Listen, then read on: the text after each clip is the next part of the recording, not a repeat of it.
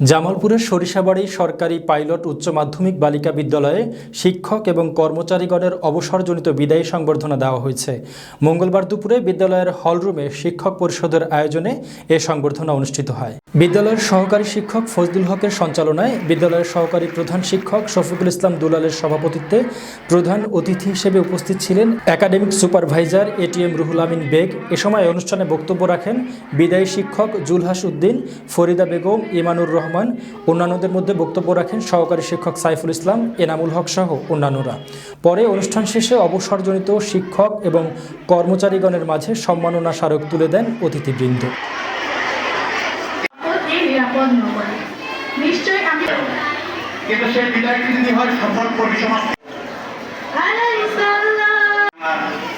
কর্মজীবনে বিদায়ী ছাত্রদের জন্য উৎসর্গ এই তিনতলা বিল্ডিংটা উন্নয়নের জন্য আমাদের গর্ব। প্রিয় প্রধান শিক্ষক